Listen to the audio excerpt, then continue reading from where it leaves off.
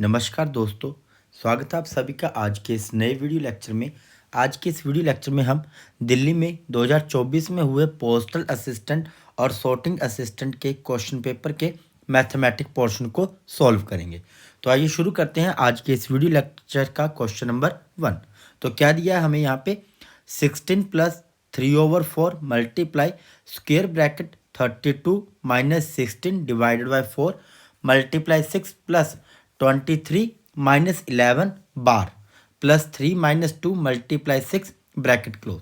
Now अब इस question में हमारे पास एक से ज़्यादा मैथमेटिकल ऑपरेशन है और हमें यहाँ पे ब्रैकेट भी दी हुई है। तो जब भी हमारे पास इस तरह का क्वेश्चन आता है तब हम क्या करते हैं, बोर्डमास रूल अप्लाई करते हैं। क्या होता है बोर्डमास रूल?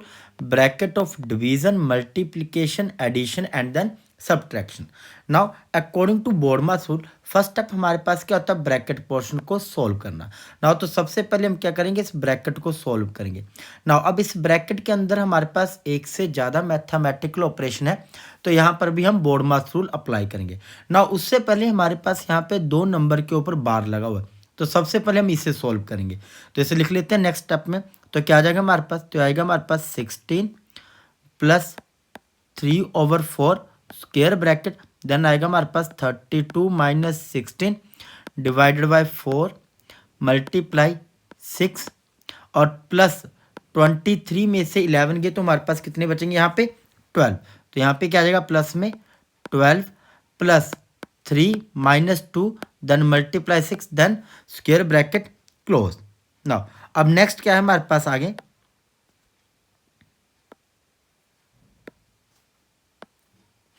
नाउ अब हम यहाँ पे क्या करेंगे, बोर्डमास रूल अप्लाई करेंगे। नाउ अब यहाँ पर हमारे पास एक से ज़्यादा मैथमेटिकल ऑपरेशन है, तो सबसे पहले हम यहाँ पे देखेंगे कि ब्रैकेट, क्या ब्रैकेट के अंदर कोई ब्रैकेट है, नहीं। फिर यहाँ पे हम नेक्स्ट स्टेप चेक करेंगे, क्या है हमारे पास डिवाइड। तो जिन 2 नंबर के बीच में डिवाइड का साइन है उसे हम यहाँ पे क्या करेंगे, डिवाइड करेंगे। तो नेक्स्ट स्टेप में क्या आ जाएगा, तो आएगा हमारे पास 16 + 3/4 स्क्वायर ब्रैकेट 32 - 16 को 4 से डिवाइड किया तो कितना आएगा 4 मल्टीप्लाई 6 + 12 + 3 - 2 मल्टीप्लाई में हमारे पास 6 देन स्क्वायर ब्रैकेट क्लोज। ना डिवाइड के बाद नेक्स्ट स्टेप क्या है हमारे पास, मल्टीप्लाई करना। अब जिन 2 नंबर के बीच में मल्टीप्लाई का साइन है उन्हें हम यहाँ पे मल्टीप्लाई कर देंगे। तो नेक्स्ट स्टेप में क्या आ जाएगा, तो आएगा 16 + 3/4 स्क्वायर ब्रैकेट, तो आएगा हमारे पास 32 - 4 × 6 = 24। फिर आएगा हमारे पास प्लस 12 + 3 - 2 × 6 = 12, तो माइनस में आ गया हमारे पास 12 then square bracket close. Now अब नेक्स्ट स्टेप क्या है हमारे पास, तो यहाँ पे क्या आएगा हमारे पास 16 + 3/4 स्क्वायर ब्रैकेट। अब हमने क्या करना है, जिन नंबर के आगे प्लस का साइन है उन्हें हम क्या करेंगे, ऐड करेंगे। तो क्या क्या आ जाएगा हमारे पास 32 + 3 कितने होते हैं 35, 35 + 10 कितने हो गए हमारे पास 45 और 45 + 2 47, तो आ गया हमारे पास 47 ना। और जिनके आगे माइनस का साइन लगा उनको भी हम ऐड करेंगे। तो माइनस के 24 माइनस के 12, तो ये कितने हो जाएंगे हमारे पास, तो आएगा माइनस के 4 + 2 6 और 2 + 1 3, तो माइनस के 36। नाउ नेक्स्ट स्टेप क्या आएगा हमारे पास यहाँ पे, तो आ गया 16 + 3/4 स्क्वायर ब्रैकेट 47 में से हम 36 को माइनस करेंगे तो कितना आ जाएगा हमारे पास यहाँ पे 7 - 6 1 और 4 - 3 भी कितना होता है 1, तो आ गया हमारे पास 11 ना।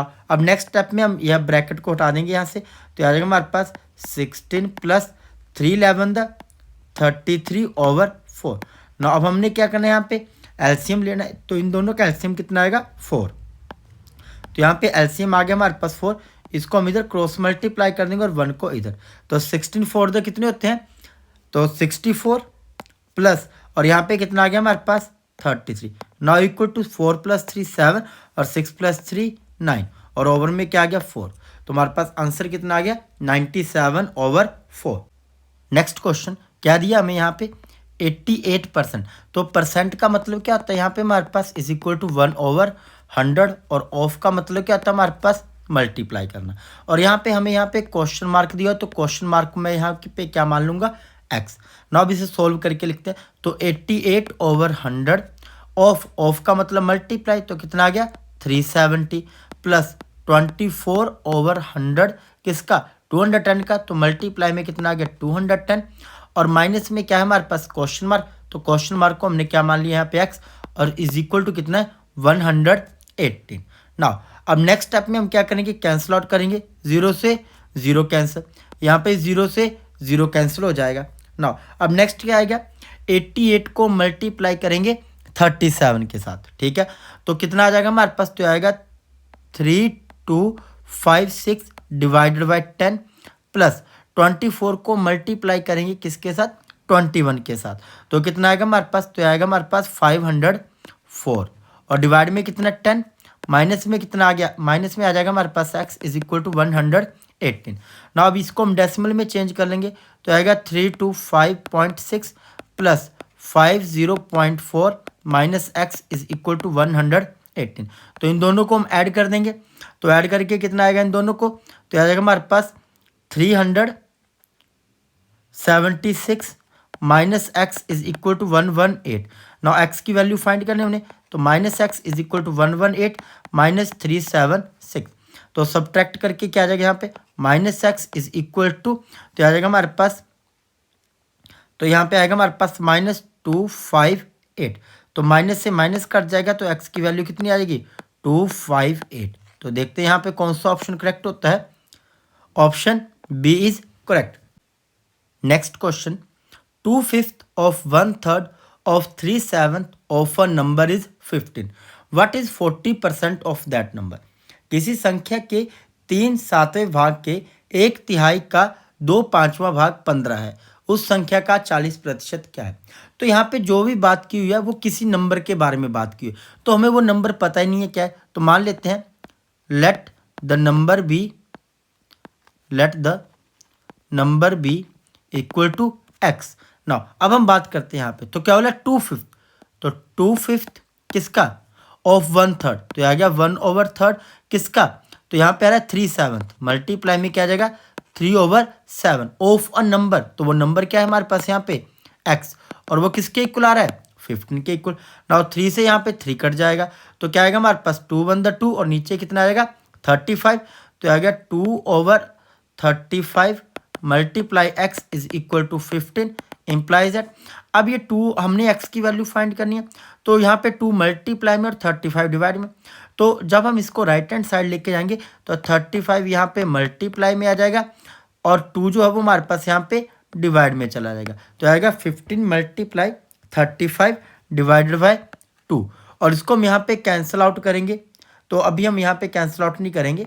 अब बोला कि जो हमारे पास x की वैल्यू आई है, किसकी वैल्यू आई हमारे पास ये x की, अब बोला कि इसका 40% क्या होगा, जो हमारे पास x की वैल्यू आई है इसका हमने क्या करना है 40%, तो इसका मतलब आएगा हमारे पास 40% ऑफ x, तो इम्प्लाइज दैट, तो 40 ओवर कितना आ गया हमारे पास 100 मल्टीप्लाई x की वैल्यू कितनी है हमारे पास, तो इसको हमने एज इट इज लिखा हुआ कैंसिल आउट नहीं किया यहाँ पे, तो आ गया 15 मल्टीप्लाई 35 ओवर में 2। ना अब हम इसे कैंसिल आउट कर लेंगे, 2 से देखो 2 1 2 2 20 40, 1 0 से 0 चलेगी, फिर 2 से 2 5 से जाएगा 5 2 10 और 5 7 5 3 15, 2 से 2 1 2 2 1 2 ये कट गया, तो हमारे पास कितना बचा यहाँ पे 35 मल्टीप्लाई 3, तो 35 को हम 3 से मल्टीप्लाई करेंगे तो कितना आ जाएगा, तो आ गया हमारे पास इज इक्वल टू में 3 5 15 1 कैरी 3 3 9 प्लस 1 10 105। तो 40% ऑफ x जो हमने फाइंड किया x की वैल्यू आ गई हमारे पास ये, तो ये किसके इक्वल आ गया हमारे पास 105 के इक्वल। तो देखते हैं यहाँ पे कौन सा ऑप्शन करेक्ट है, तो जो करेक्ट ऑप्शन है वो हमें यहाँ पे नहीं दिया हुआ है, तो यहाँ पे ऑप्शन आएगा D. Next question, a student multiplied a number by 3/5 instead of 5/3, what is the percentage error in the calculation. एक छात्र ने किसी संख्या को 5/3 के बजाय 3/5 से गुणा किया, गणना में प्रतिशत त्रुटि क्या है ये हमने फाइंड करनी है। अब हमें वो नंबर नहीं पता, ठीक है, तो मान लेते हैं let the number be is equal to 100, तो हमने नंबर क्या कर लिया वो एज्यूम कर लिया, let number be is equal to 100। Now according to question चलते हैं। अब जो एक्चुअल मल्टीप्लिकेशन थी वो क्या थी हमारे पास, एक्चुअल मल्टीप्लिकेशन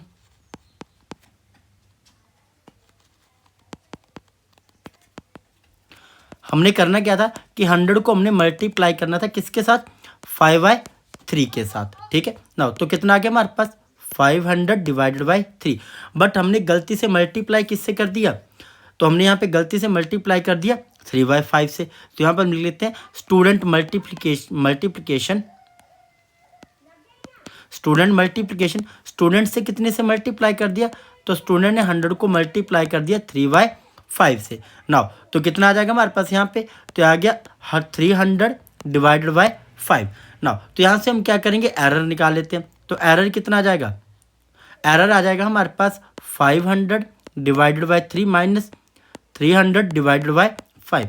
एलसीएम लिया, एलसीएम कितना आ गया 15, 3 5 द 15 5 और 5 5 द कितना होता है 25। तो आ गया 2500 माइनस, आप 15 को डिवाइड किया 5 के साथ तो कितना आएगा 3, और 3 को मल्टीप्लाई करेंगे 300 के साथ तो कितना आ जाएगा 900। सब्ट्रैक्ट किया तो ये आ गया हमारे पास कितना 1600 डिवाइडेड बाई 15। तो ये आ गया हमारे पास एरर। तो यहाँ पे हमने क्या फाइंड करना है, परसेंटेज ऑफ एरर हमने फाइंड करना है। तो परसेंटेज ऑफ एरर कैसे निकालेंगे हम, तो यहाँ पे आएगा हमारे पास एरर डिवाइडेड बाय जो एक्चुअल मल्टीप्लिकेशन है, ठीक है। तो डिवाइड किससे करेंगे हम, actual multiplication is equal to error कितना आ गया हमारे पास, तो आ गया 1600 over 15 divide by actual multiplication कितनी है हमारे पास, तो वो आ गया हमारे पास 500 डिवाइडेड बाय 3। नाउ तो हम सॉल्व करेंगे हम इसे, तो आ जाएगा 1600 डिवाइडेड बाय 15 मल्टीप्लाई 3 ओवर 500। तो 20 से 20 कैंसिल, 6 1 3 1 3 3 5 15। तो आ जाएगा हमारे पास यहाँ पे सॉल्व करके इसको, तो यहाँ पे कितना बच गया हमारे पास 5। तो यहाँ पे हमारे पास बच गया 5 और कहीं 5 कैंसिल आउट हो सकता है यहाँ पे, तो और तो यहाँ पे हाँ मल्टीप्लाई 100 भी करना हमने यहाँ पे, तो मल्टीप्लाई में क्या आएगा 100। अब 5 से करेंगे कैंसिल आउट तो क्या आ जाएगा हमारे पास यहाँ पे 5 1 5, तो कितना आ गया अब हमारे पास 5 20 100, फिर 5 से यहाँ पे 5 बच गया हमारे पास अभी तक, 5 1 5 5 4 20, तो 16 4 कितना हो गया 64। तो परसेंटेज ऑफ एरर कितना आ गया हमारे पास 64%। तो देखते हैं यहाँ पे कौन सा ऑप्शन करेक्ट होता है, option D is correct 64%। Next question, a trader buys 100 unit at ₹50 each and sell them at ₹60 each, what is his profit percent. एक व्यापारी 100 इकाइयाँ 50 रुपये प्रति इकाई की दर से खरीदता है और उन्हें 60 रुपये प्रति इकाई की दर से बेचता है, उसका लाभ प्रतिशत क्या है ये हमने फाइंड करना है ना। तो यहाँ पे हमें गिवन क्या दिया हुआ है, कॉस्ट प्राइस हमें दिया हुआ है। तो कॉस्ट प्राइस कितना आ गया हमारे पास ईच यूनिट का, तो हमारे पास 50 रुपीज़, और सेलिंग प्राइस कितना है ईच यूनिट का, वो हमारे पास 60 रुपीज़। तो यहाँ पे हमारे पास क्या हो रहा है प्रॉफिट, तो कैसे पता चला यहाँ पे प्रॉफिट हो रहा है, क्योंकि यहाँ पे जो हमारे पास सेलिंग प्राइस है वो ज़्यादा है और कॉस्ट प्राइस क्या है कम। तो क्या आ जाएगा सेलिंग प्राइस कितना है 60 माइनस कॉस्ट प्राइस कितना है 50, तो इज इक्वल टू कितना आ गया 10 रुपीज़ का यहाँ पे क्या हो रहा है प्रॉफिट। नाउ हमने क्या निकालना है प्रॉफिट परसेंट, तो प्रॉफिट परसेंट निकालने का क्या फॉर्मूला होगा, profit over cost price multiply 100। तो प्रॉफिट कितना हो हमारे पास 10 रुपीज़ का, कॉस्ट प्राइस कितना है 50 मल्टीप्लाई 100, तो 51 द 50 52 द 100 और 10 टू द 20, तो प्रॉफिट परसेंट कितना आ गया हमारे पास 20%। तो देखते हैं यहाँ पे कौन सा ऑप्शन करेक्ट होता है, option B is correct 20% profit. Next question, A sell an article to B at a profit of 20% and B sell it to C at a loss of 10%. If C pays ₹540 for it, at what price did A buy? A B को एक वस्तु 20% लाभ पर बेचता है और B C को 10% हानि पर बेचता है। यदि C इसके लिए 540 रुपये चुकाता है तो A ने इसे किस कीमत पर खरीदा था। नाउ तो यहाँ पे हम क्या करेंगे सक्सेसिव डिस्काउंट का यहाँ पे हम फॉर्मूला अप्लाई करेंगे। एक्स यहाँ पे क्या हमारे पास पहले प्रॉफिट हुआ, फिर वाई यहाँ पे लॉस, फिर उन दोनों को मल्टीप्लाई करेंगे और डिवाइड करेंगे 100 के साथ। नाउ तो यहाँ पे प्रॉफिट कितना हो रहा है, पहले हमारे पास ए ने बी को दिया तो ए को कितना प्रॉफिट हुआ 20 माइनस, अब बी ने सी को दिया तो उससे लॉस कितना हुआ 10%, तो माइनस करेंगे हम यहाँ पे 10 माइनस 20 मल्टीप्लाई 10 ओवर में कितना आ जाएगा 100। ना अब इसे हम सोल्व करेंगे तो कितना आ जाएगा, ये आ जाएगा 0 से 0 कट जाएंगी तो 2 बचा, 20 माइनस 10 कितना होता है, तो ये आएगा 10 और 10 माइनस 2 कितना हो गया हमारे पास 8, तो ये आ गया हमारे पास 8। ना अब ये जो वैल्यू आई हमारे पास ये आई है पॉजिटिव में, तो हम क्या बोलेंगे यहाँ पे क्या हुआ, प्रॉफिट हुआ। तो प्रॉफिट कितना हुआ 8% का, तो ये जो प्रॉफिट आया ये प्रॉफिट किसके ऊपर हो रहा है, ये प्रॉफिट है 8% ए का। ना अब क्या करेंगे हम, तो 8% प्रॉफिट हुआ तो यहाँ पे मान लेते हैं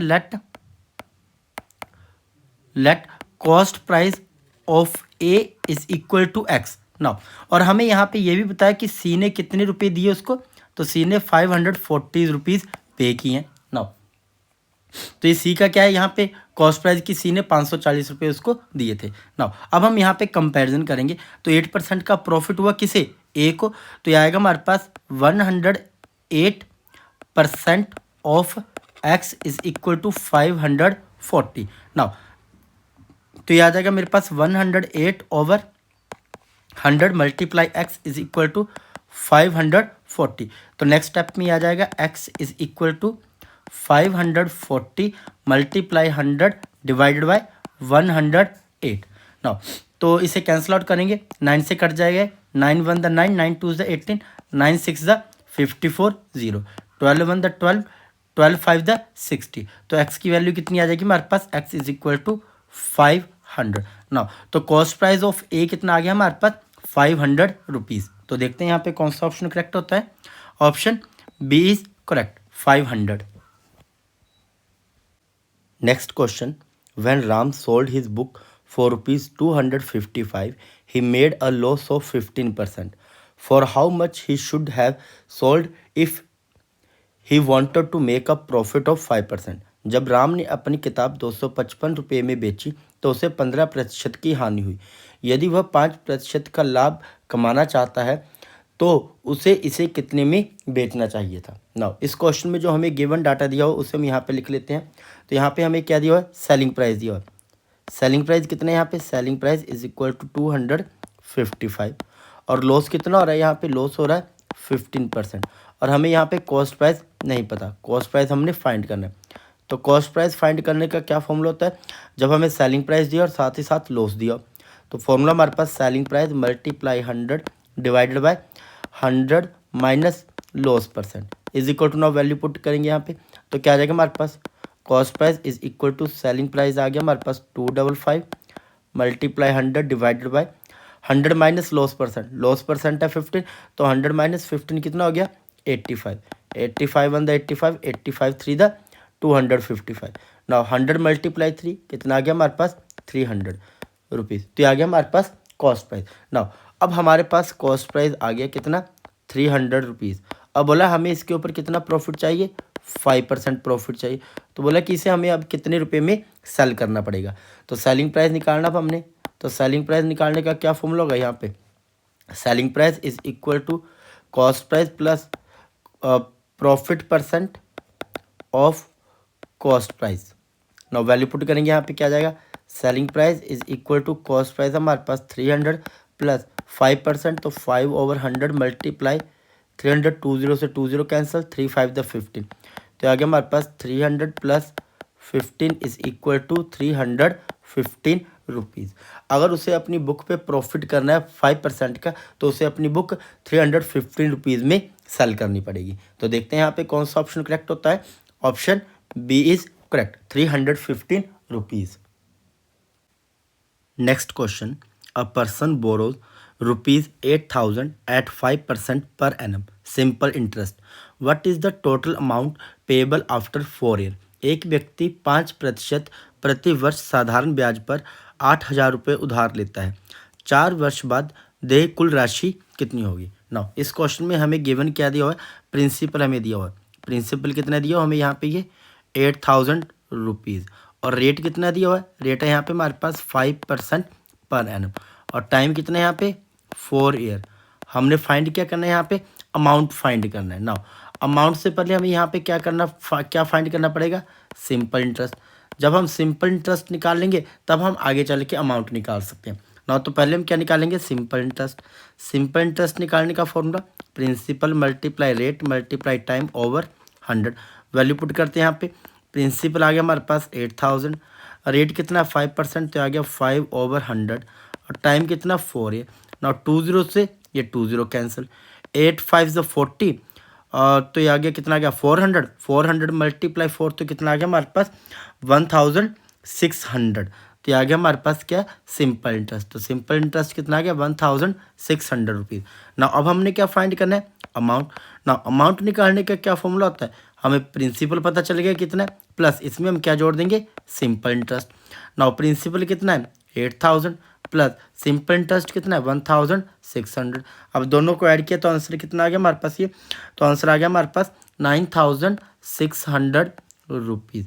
तो 4 ईयर के बाद कितना अमाउंट पेएबल होगा 9600 रुपीज़। तो देखते हैं यहाँ पे कौन सा ऑप्शन करेक्ट होता है, option C is correct 9600 rupees.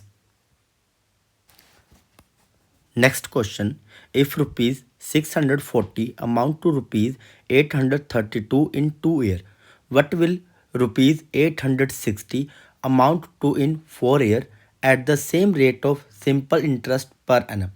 यदि 640 रुपये 2 वर्षों में 832 रुपये हो जाते हैं तो समान वार्षिक दर पर 860 रुपये 4 वर्षों में कितने हो जाएंगे। ना तो यहाँ पे जो हमें सबसे पहले गिवन डाटा दिया हुआ है उसे हम यहाँ पे लिख लेते हैं।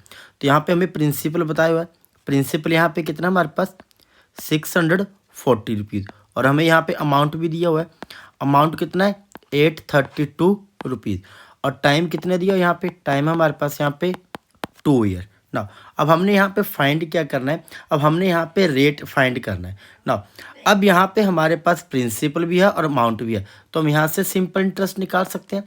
तो सिंपल इंटरेस्ट निकालने का क्या फॉर्मूला होगा, जब हमारे पास अमाउंट और प्रिंसिपल दोनों हो गए तो simple interest is equal to amount minus principal.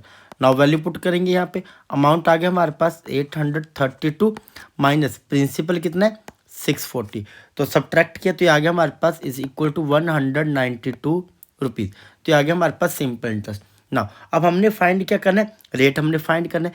तो सिंपल इंटरेस्ट निकालने का फॉर्मूला होता है हमारे पास simple interest is equal to principal multiply rate multiply time divided by 100। Now implies that अब हमें सारी वैल्यू पता है यहाँ पे एक्सेप्ट रेट को छोड़ के, तो हमने रेट फाइंड करना है। सिंपल इंटरेस्ट कितना आ गया 192 is equal to principal 640 multiply rate नहीं पता तो R/100 मल्टीप्लाई टाइम कितना है यहाँ पे, टाइम हमारे पास 2 ईयर। नाउ कैंसिल आउट करते हैं, क्या क्या कैंसिल आउट हो जाएगा, देखो 0 से ये 0 कैंसिल हो जाएगी। नाउ 2 से 2 1 द 2 2 5 द 10। नाउ इस 5 को हम यहाँ पे क्रॉस मल्टीप्लाई कर देंगे और ये 64 नीचे इधर आके डिवाइड हो जाएगा, तो रेट किसके इक्वल आ जाएगा हमारे पास R is equal to 192 multiply 5 divided by 64। Now अब 3 से 64 3 द कितने होते हैं, अगर 64 को 3 से मल्टीप्लाई किया जाए तो 64 1 the 64 64 3 the 192।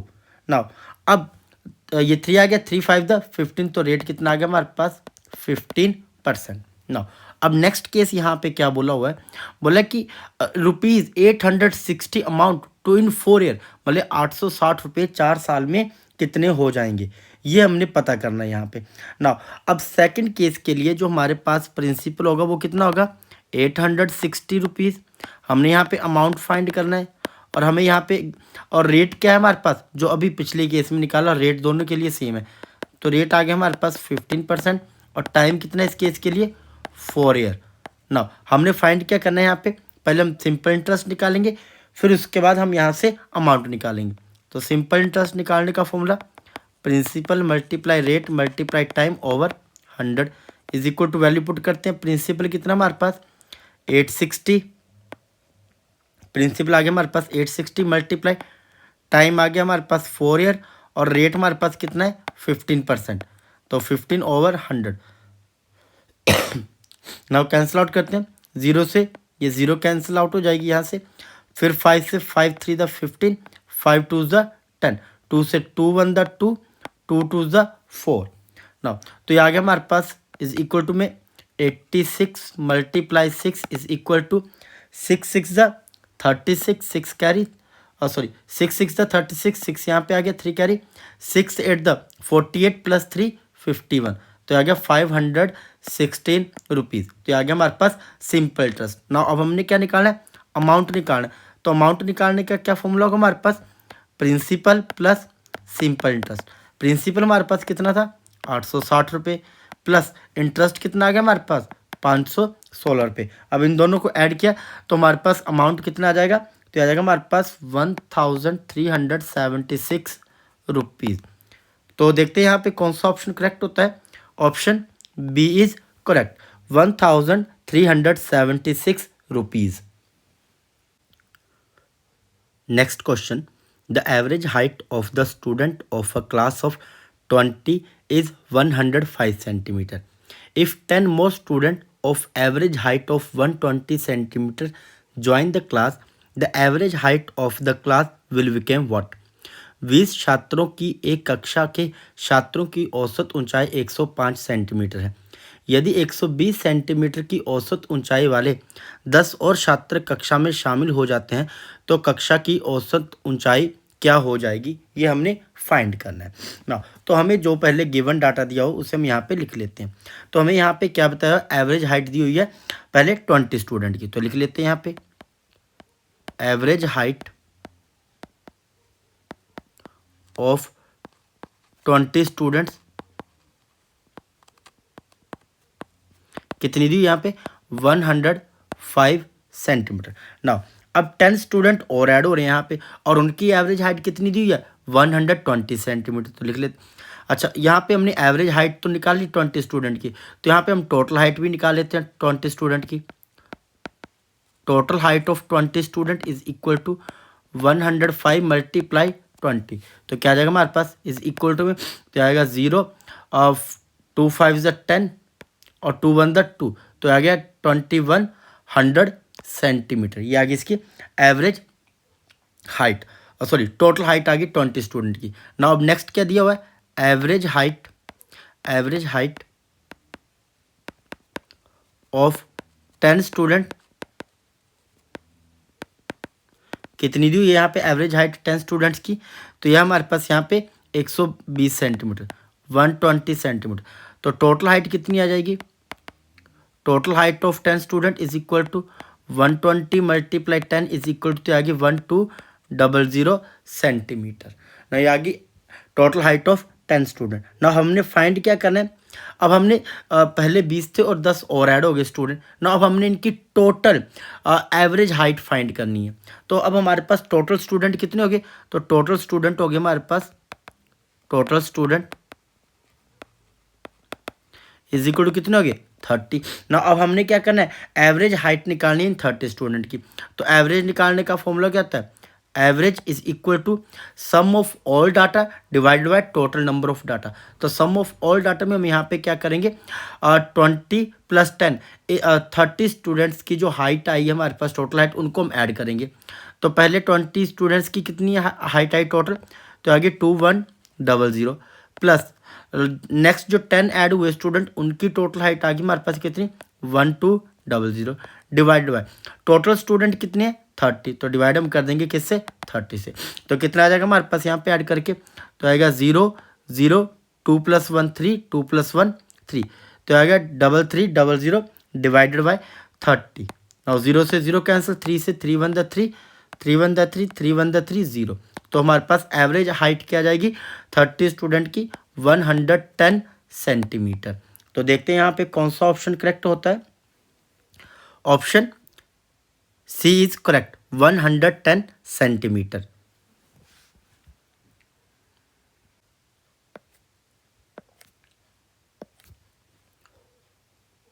Next question, a cricketer has a certain average for 10 inning. In the 11th inning he scored 108 run, thereby increasing his average by 6 run. His new average is what?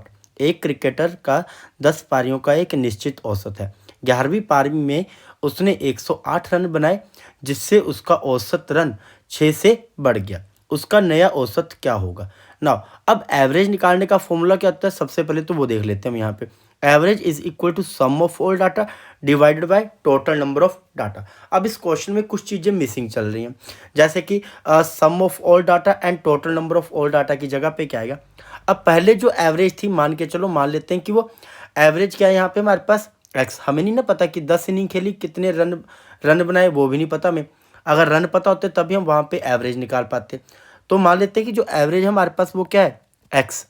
फिर बोला कि उसकी जो average फिर उसने क्या किया, 11th inning खेली, ठीक है, 11th इनिंग खेली, मतलब 10 पारियां उसने पहली खेली और एक इनिंग उसने बाद में खेली। तो टोटल नंबर ऑफ डाटा कितना आ जाएगा हमारे पास, तो टोटल पारियां कितनी खेली उसने 11, ठीक है ना।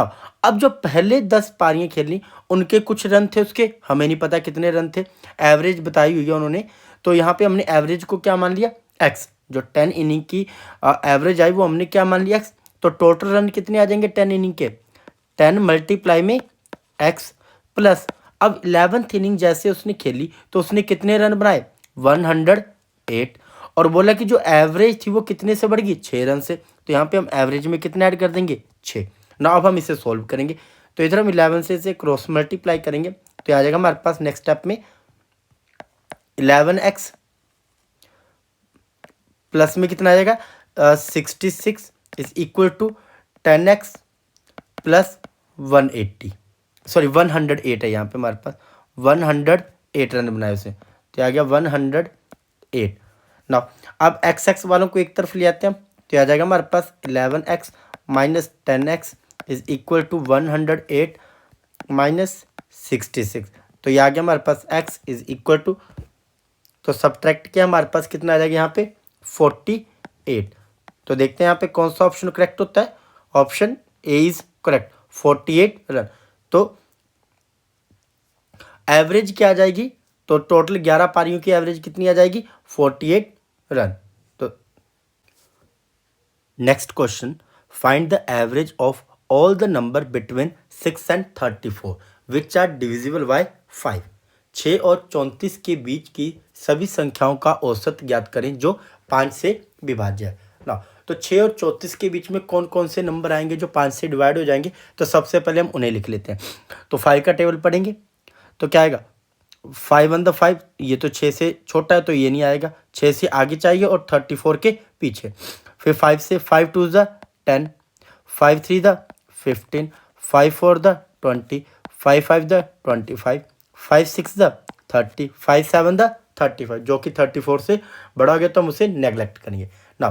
तो यहाँ पे हमारे पास कितने नंबर आ गए टोटल 5, कितने नंबर आ गए टोटल हमारे पास यहाँ पे 5। अब बोला कि इनकी एवरेज फाइंड करो, तो एवरेज निकालने का क्या फॉर्मूला होता है, average is equal to total sum of all data divided by total number of data. तो इन सभी को हम ऐड करेंगे 10 plus 15 plus 20 plus 25 plus 30 divided by total number of data कितना है 5 इज इक्वल टू, ऐड किया तो कितना आएगा 100, 100 डिवाइडेड बाय 5, 5 1 द 5, 5 20 द 100, तो इज इक्वल टू कितना आ गया 20। तो एवरेज कितना आ गया हमारे पास 20। तो देखते हैं यहाँ पे कौन सा ऑप्शन करेक्ट होता है, option B is correct. Next question, 10 men can do a piece of work in 12 days. How many men are needed to complete the work in 20 days? 10 आदमी एक काम को 12 दिन में कर सकते हैं, उसी काम को 20 दिनों में पूरा करने के लिए कितने आदमियों की आवश्यकता होगी। तो यहाँ पे हम फॉर्मूला लगाएंगे m1 d1 is equal to m2 d2 ना। तो क्या आ जाएगा हमारे पास यहाँ पे m1 d1 is equal to m2 d2 ना। पहले क्या बोला हुआ कि 10 आदमी हमारे पास, m1 की वैल्यू कितनी आएगी 10 मल्टीप्लाई कितने दिनों में काम को पूरा कर रहे हैं वो 12 डेज में, तो मल्टीप्लाई 12 इज इक्वल टू। अब दूसरे केस में हमारे पास क्या है, यहाँ पे हमें नंबर ऑफ मैन नहीं पता तो हमने m2 की वैल्यू फाइंड करनी है, और डेज कितने यहाँ पे कितने दिनों में काम को खत्म करना है 20 डेज में।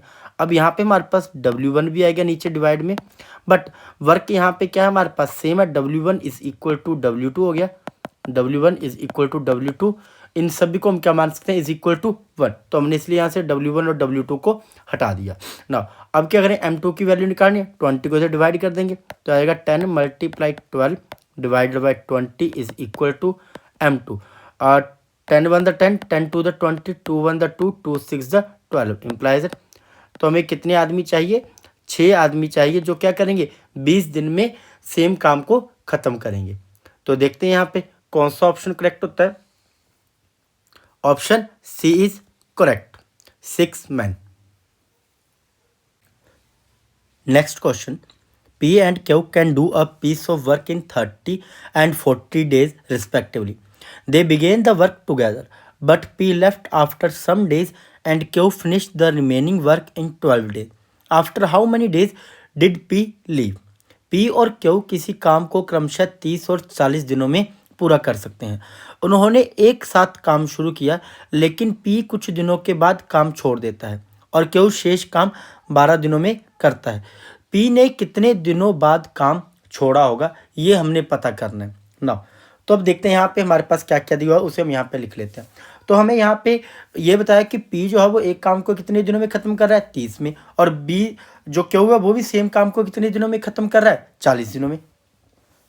तो यहाँ से हम क्या करेंगे, P का 1 डे वर्क निकाल लेते हैं।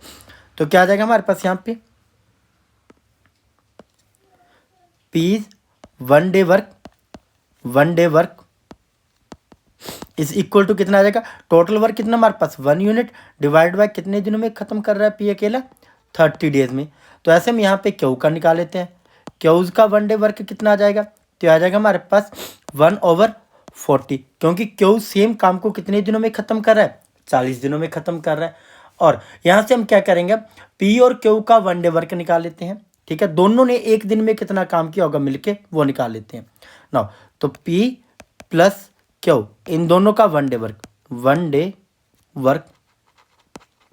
क्या आ जाएगा हमारे पास, 1/30 plus 1/40 is equal to LCM लिया तो कितना आ गया, 120। 120 को हमने डिवाइड करना है 30 के साथ, तो कितना आएगा 4, और 4 को मल्टीप्लाई करेंगे 1 के साथ, तो आएगा 4 1 द 4 प्लस ऐसे 120 को हम डिवाइड करेंगे 40 के साथ, तो क्वेश्चन में कितना आएगा 3, तो 3 को मल्टीप्लाई करेंगे 1 के साथ, तो 3 1 द 3, तो आ गया हमारे पास 7/120। तो P एंड Q का 1 डे वर्क कितना आ गया, 720 ना। अब यहाँ पे और क्या बताया हमें यहाँ पे ना, नेक्स्ट है यहाँ पे हमारे पास बोला कि जो Q है, P और Q ने कुछ दिनों एक साथ काम किया, बट P ने काम छोड़ दिया और Q ने बचा हुआ काम क्या किया, 12 दिनों में खत्म किया। तो Q का 1 डे वर्क कितना हमारे पास, तो Q का 1 डे वर्क है, यहाँ पे फिर से दोबारा लिख लेते हैं, Q's 1 day work is equal to कितना आ गया हमारे पास, 1/40 नाउ। अब Q बचा हुआ काम कितने दिनों में खत्म करा है, 12 दिनों में। तो Q का 1 डे वर्क कितना आ गया, तो Q का 12 डे वर्क कितना आएगा, Q's 12 day work is equal to 1/40 multiply में कितना आएगा 12, तो कैंसिल आउट करेंगे, 4 से कैंसिल आउट हो जाएगा, 4 3 द 12, 4 10 द 40, तो हमारे पास आ गया 3/10। तो ये आ गया हमारे पास Q का 12 दिनों का काम ना। अब हम यहाँ पे क्या करेंगे, जो हमारे पास टोटल वर्क आया वो कितना है, P एंड Q का 7/120। तो अब हम यहाँ से रिमेनिंग वर्क निकाल लेते हैं कि कितना काम बचा। Remaining work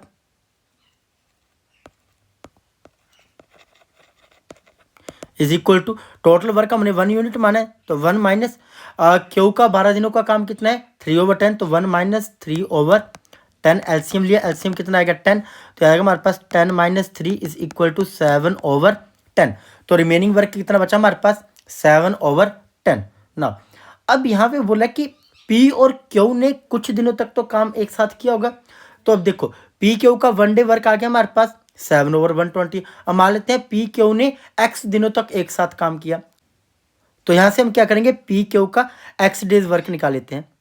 P and Q x days work, इन दोनों का 1 डे वर्क है 7/120, तो x दिनों में वो कितना काम करेंगे, तो आ जाएगा 7x/120। अब हमने क्या करना है कि P Q का x डेज वर्क, इसको कंपेयर करना है हमने किसके साथ, रिमेनिंग वर्क के साथ। तो यहाँ से हम x की वैल्यू निकाल लेंगे, तो हमें पता चल जाएगा कि कितने P ने वो जो काम छोड़ा कितने दिनों में छोड़ा ना। तो क्या आ जाएगा हमारे पास यहाँ पे, तो आ जाएगा 7x/120 is equal to 7/10, cross multiply करेंगे तो इम्प्लाइज दैट, तो आ जाएगा x इज इक्वल टू 7 × 120 और डिवाइड में कितना आ जाएगा 7 मल्टीप्लाई 10, तो 7 से 7, 0 से 0, तो हमारे पास कितना आ गया 12 डेज। तो पी ने वो काम कितने दिनों बाद छोड़ दिया, या फिर उन दोनों ने कितने दिन काम एक साथ किया, 12 दिन उन दोनों ने काम एक साथ किया, फिर उसके बाद पी ने वो काम छोड़ दिया और बचा हुआ काम फिर क्यू ने अकेले किया। तो देखते हैं यहाँ पे कौन सा ऑप्शन करेक्ट होता है। Option C is correct, 12 days. Next question, a bus travels for 7 hour, the first half at 30 kilometre per hour and the second half at 40 kilometre per hour, find the distance. एक bus 7 घंटे यात्रा करती है, पहला आधा भाग 30 kilometre प्रति घंटा और दूसरा आधा भाग 40 किलोमीटर प्रति घंटा की गति से यात्रा करती है, दूरी ज्ञात कीजिए। नाउ अब इस क्वेश्चन में हमें तो डिस्टेंस नहीं पता कितना है, तो मान लेते हैं let distance B is equal to, distance B is equal to कितना आ जाएगा हमारे पास 2d। तो डिस्टेंस हमने कितना मान लिया यहाँ पे 2d। अब हमें नहीं ना पता कि फर्स्ट कितना हाफ कितना डिस्टेंस कवर किया, फिर उसके बाद वो आगे कितना डिस्टेंस कवर कर रही है, ये तो हमें पता ही नहीं है ना। तो डिस्टेंस हमने कितना मान लिया 2d। नाउ अब नेक्स्ट क्या है, यहाँ पे हमें स्पीड बताई है। जो फर्स्ट हाफ है उसकी स्पीड कितनी है 30 किलोमीटर पर आवर, तो मैं इसको ऐसे लिख लेता हूँ, फर्स्ट हाफ की जो स्पीड है उसे S1 मान लेता हूँ। S1 कितनी है हमारे पास यहाँ पे 30 kilometre per our, 30 kilometre per our. और S2 कितना है यहाँ पे हमारे पास, तो स्पीड 2 है यहाँ पे 40 किलोमीटर पर आवर। ओके, और टाइम कितना लग रहा है यहाँ पे हमारे पास, तो टाइम है यहाँ पे टोटल 7 आवर। ना अब हमें डिस्टेंस भी पता है, स्पीड भी पता है, तो यहाँ से हम क्या करेंगे टाइम निकाल लेते हैं। तो T1 कितना आ जाएगा मेरे पास, T1 इज इक्वल टू, हमने डिस्टेंस कितना माना हुआ है 2d भाई, 30 किलोमीटर पर आवर की स्पीड से चलेंगे तो d डिस्टेंस कवर होगा, और 40 किलोमीटर पर आवर की स्पीड से चलेंगे तो d डिस्टेंस होगा, वो हमें नहीं पता कितना। तो T1 कितना आ जाएगा डिस्टेंस ओवर स्पीड, तो डिस्टेंस आ गया हमारे पास d और स्पीड कितनी आ गई 30 किलोमीटर पर आवर।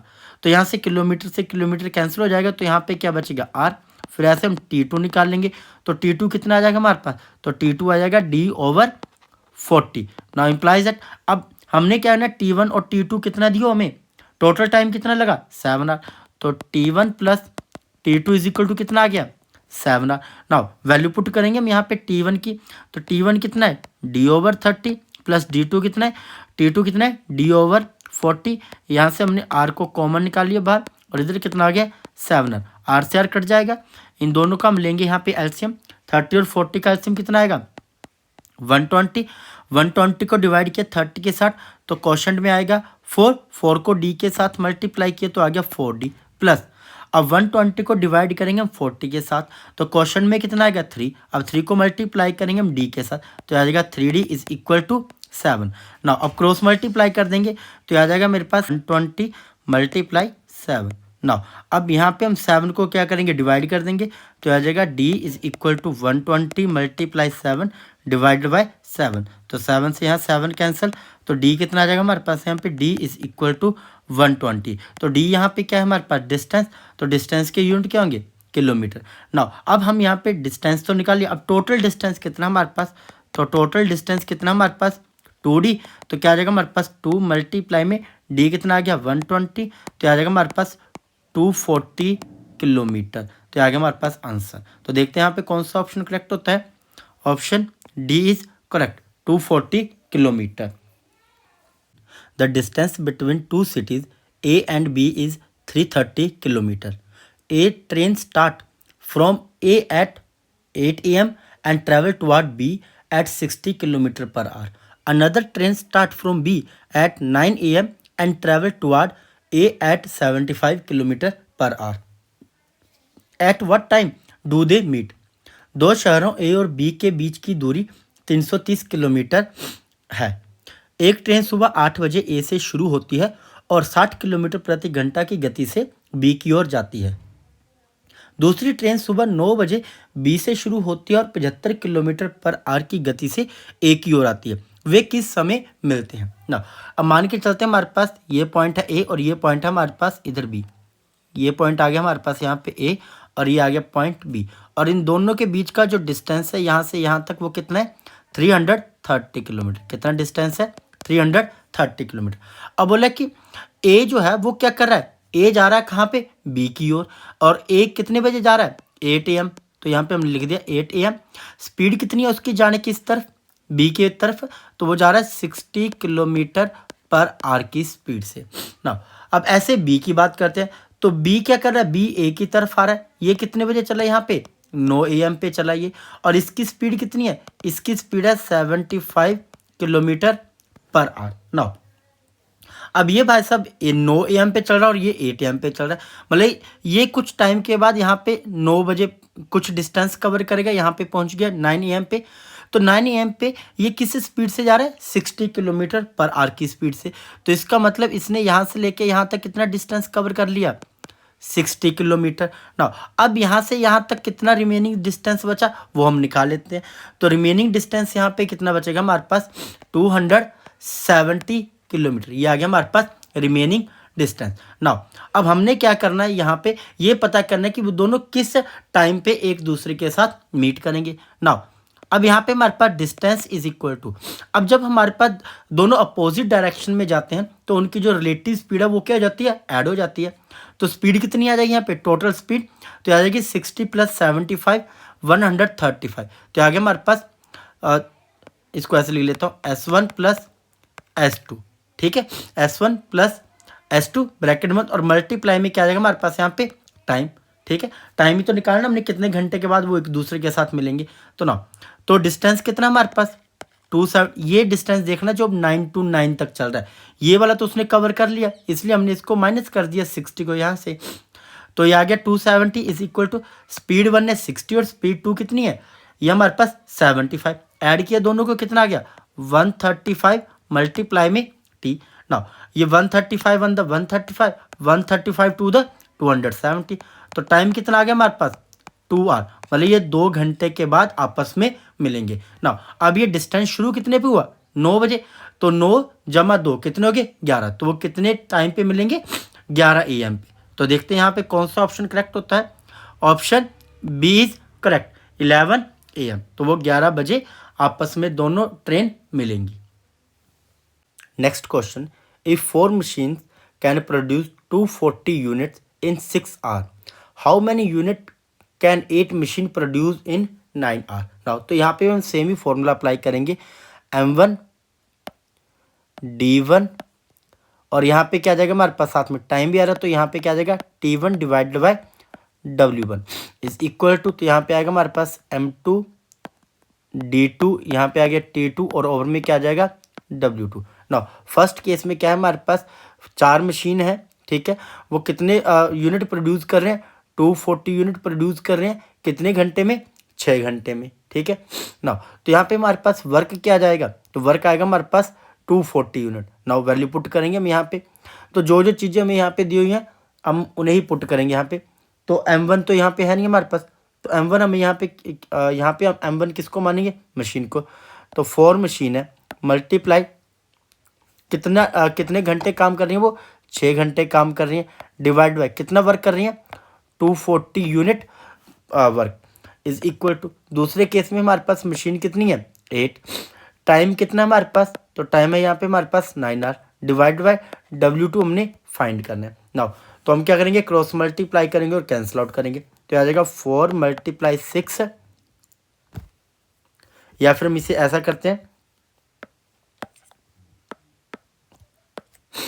W2 को हम इधर ले आते हैं, तो W2 इज इक्वल टू 8 × 9, और डिवाइड में चला जाएगा 4 × 6, और ये 240 जो डिवाइड में है लेफ्ट हैंड साइड में, वो राइट हैंड साइड में जाके क्या हो जाएगा मल्टीप्लाई। नाउ कैंसिल आउट करेंगे, 4 × 1 = 4, 4 × 2 = 8, फिर 6 है, 6 × 1 = 6, 6 × 4 = 24, तो यहाँ पे कितना आ गया 40। नाउ 42 = 80, तो 80 × 9 इज इक्वल टू कितना आ गया 720। तो कितने यूनिट प्रोड्यूस होंगे यहाँ पे 720 यूनिट। तो देखते हैं यहाँ पे कौन सा ऑप्शन करेक्ट होता है, option C is correct. Next question, 2000 soldiers in a fort had enough food for 20 days, but some soldiers were transferred to another fort and the food lasted for 25 days. How many soldiers were transferred? एक किले में 2000 सैनिकों के पास 20 दिनों के लिए पर्याप्त भोजन था, लेकिन कुछ सैनिकों को दूसरे किले में स्थानांतरित कर दिया गया और भोजन 25 दिनों तक चला। कितने सैनिकों को स्थानांतरित किया गया ये हमने पता करना है। तो मान लेते हैं लेट, यहाँ पे हम लिख लेते हैं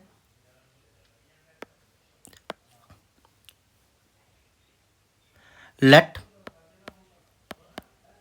number of soldier left the fort, let the number of soldier left the fort। ये कितने मान लिया हमने, ए नंबर मान लिया कि इन्होंने क्या किया, फोर्ट छोड़ दिया या फिर फोर्ट से इन्हें ट्रांसफर कर दिया गया ना। अब अकॉर्डिंग टू क्वेश्चन क्या बताया, बोला कि 2000 सोल्जर हैं, ठीक है, जिनको जिनका खाना जो वो कितने दिन के लिए, 20 दिन के लिए। अब बोला कि अकॉर्डिंग टू क्वेश्चन ये तो आ गया हमारे पास 2000 सोल्जर का खाना कितने दिनों के लिए, 20 दिन के लिए। अब बोला कि 2000 सोल्जर में से कुछ सैनिक जो हैं वो चले गए या फिर उनकी ट्रांसफर होगी, जिसकी वजह से जो खाना पहले 20 दिनों तक था अब वो बढ़ के कितने दिनों तक का हो गया, 25 दिनों तक। अब वो खाना कितने दिनों तक खा सकते हैं, 25 दिन तक वो खा सकते हैं। तो यहाँ पे आ गया मल्टीप्लाई में 25 ना। हमने यहाँ पे पता करना है कि कितने सोल्जर यहाँ से गए, हमने यहाँ पे ए की वैल्यू फाइंड करनी है ना। सोल्व करते हैं हम इसे, तो क्या आएगा हमारे पास, देखो ये 25 यहाँ पे मल्टीप्लाई में इधर मैं इसे डिवाइड कर देता हूँ, तो आएगा मेरे पास 2000 मल्टीप्लाई 20 डिवाइड में कितना आ गया, 25 ना। 25 8 द कितने थे, 25 अंदर 25 8 द 200 और यहाँ पे कितना आ गया 0 इज इक्वल टू, यहाँ पे कितना आ गया हमारे पास 2000 माइनस ए। अब 8 टू द 16 तो आ गया हमारे पास 1600 इज इक्वल टू 2000 माइनस ए। अब 16,000 ये 2000 प्लस का इधर आके क्या जाएगा माइनस का, इज इक्वल टू में माइनस का ए आ गया ना। अब 1600 में से 2000 तो जाएंगे नहीं, तो 2000 में से हम क्या करेंगे, 1600 को सब्ट्रैक्ट करेंगे। तो यहाँ पे सब्ट्रैक्ट करके कितना आएगा आंसर हमारे पास, माइनस के 400, कितना आ जाएगा माइनस के 400 इज इक्वल टू माइनस के ए ना। अब ये माइनस से माइनस कट जाएगा, तो जो सोल्जर एक फोर्ट से दूसरे फोर्ट में ट्रांसफ़र किए गए वो कितने आ गए हमारे पास 400। तो ये हमने फाइंड करना था कि कितने सोल्जर को ट्रांसफ़र किया गया अनदर फोर्ट में। तो आंसर कितना आ गया 400। तो देखते हैं यहाँ पे कौन सा ऑप्शन करेक्ट होता है, option A is correct 400। Next question, 5 multiply open bracket 2 multiply 34 open bracket close divided by 6 + 7 - 8 now. तो इस क्वेश्चन में भी हमारे पास एक से ज़्यादा मैथमेटिकल ऑपरेशन है, तो यहाँ पे भी हम बोर्ड मास रूल अप्लाई करेंगे। क्या होता है BODMAS rule, bracket of division, multiplication, addition and then subtraction now. तो हम इसको थोड़ा सा रीअरेंज करके लिखेंगे। तो सबसे पहले हमारे पास क्या है, ब्रैकेट को सॉल्व करेंगे। तो हम क्या करेंगे, पहले 34 को मल्टीप्लाई करेंगे 2 से, तो कितना आएगा 68। तो हमारे पास नेक्स्ट स्टेप में आ जाएगा 5 मल्टीप्लाई 68/6 + 7 - 8। नाउ अब कैंसिल आउट करेंगे हम यहाँ पे, तो 2 से कट जाएगा, 2 3 द 6, तो यहाँ पे कितना आएगा 2 34 द 68 और 5 मल्टीप्लाई 34 किया तो कितना आएगा, तो आएगा हमारे पास 170/3 + 7 - 8 नाउ। अगर तो हमारे पास ये फ्रैक्शन में नहीं होता तब तो हम इसे इजीली सॉल्व कर सकते थे, बट अब ये आ चुका है हमारे पास यहाँ पे फ्रैक्शन में। या तो मैं क्या करूँगा 170 को डिवाइड करूँगा 3 से, तो फिर इसे डेसिमल फॉर्म में लेके आऊँगा, फिर मैं इन सभी को ऐड कर लूँगा, या फिर मैं इन सभी का क्या करूँ यहाँ पे एलसीएम ले लूँ, जिसके नीचे कुछ नहीं होता, हमेशा उसके नीचे क्या होता है 1। तो अगर या तो इन सभी का एलसीएम ले लूँ मैं, या फिर 170 को डिवाइड करूँ मैं किसके साथ 3 के साथ। तो अगर 170 को डिवाइड करूँ 3 के साथ तो ये आएगा मेरे पास 56.67। कितना आएगा 56.67। वैसे तो हमारे पास जो एक्चुअल आंसर है वो है 56.666, ऐसे चलता जा रहा है। तो हमारे पास सेम ही नंबर रिपीट हो रहा है और ये 6 है, तो 6 को हम नेक्स्ट वाली लाइन में काउंट करेंगे, तो इसलिए हमने इसको अप्रोक्स कितना मान लिया 67। तो +7 - 8 नाउ। अब 7 ऐड करेंगे तो कितना आएगा हमारे पास यहाँ पे 0.67, तो एज इट इज रहेगा, 7 6 13 3 1 5 1 6, तो आ गया 63.67। अब माइनस कर देंगे हम इसमें से कितना 8, तो 63.67 - 8 है, तो हमारे पास आंसर आ जाएगा 55.6 7। तो ये आ जाएगा हमारे पास आंसर। तो यहाँ पे जो हमारे पास ऑप्शन दिए हुए हैं ये गलत है। तो जो हमारे पास एक्चुअल सही आंसर है वो क्या है हमारे पास 55.67। Next question, evaluate 16 square bracket 8 minus curly bracket 5 minus 2 then open bracket 2 minus 1 और इसके ऊपर यहाँ पे बार लगा हुआ है +1 then open bracket close then curly bracket close and then finally square bracket close. Now तो इस क्वेश्चन में हमारे पास क्या दिया हुआ है, एक से ज़्यादा मैथमेटिकल ऑपरेशन और यहाँ पे एक से ज़्यादा ब्रैकेट भी लगी हुई है। तो हमने जो फॉर्मूला पढ़ा था, बोर्ड मास पढ़ा था यहाँ पे, bracket of division multiplication addition and then subtraction. Now अब यहाँ पे हमारे पास एक और चीज़ ऐड हो गई है जिसे हम क्या बोलते हैं, बार। इसे हम वेनिकुलम बोलते हैं, इसे हम क्या बोलते हैं, वेनिकुलम। और इसका मतलब क्या होता है, बार। तो जब भी हमारे पास ऐसा क्वेश्चन आएगा तो हम क्या करेंगे, सबसे पहले इस बार को हटाएंगे, फिर हम ब्रैकेट पोर्शन को सॉल्व करेंगे। नाउ तो देखते हैं यहाँ पे क्या आएगा। फर्स्ट स्टेप में 16 square bracket 8 minus curly bracket 5 minus 2 then open bracket. अब देखो सबसे पहले हमने इस बार को ही सोल्व करना है। 2 माइनस 1 कितना होता है, 1। तो आ गया 1 + 1 then open bracket close then curly bracket close and then square bracket close. Now अब according to BODMAS rule first step क्या है हमारे पास, सबसे अंदर वाली ब्रैकेट को सोल्व करना। तो इसको सोल्व करके कितना आएगा, 1 + 1 2 और 2 को 2 से मल्टीप्लाई किया तो कितना आ जाएगा, 4। तो हमारे पास ये ओपन ब्रैकेट सोल्व होगी यहाँ पे। तो आ गया 16 square bracket 8 minus curly bracket 5 minus 2 into में 2 2 2 ज़ 4 then curly bracket and then square bracket close. Now next step, अब हम इस करली ब्रैकेट को सोल्व करेंगे। तो 5 माइनस 4 कितने होते हैं, 1।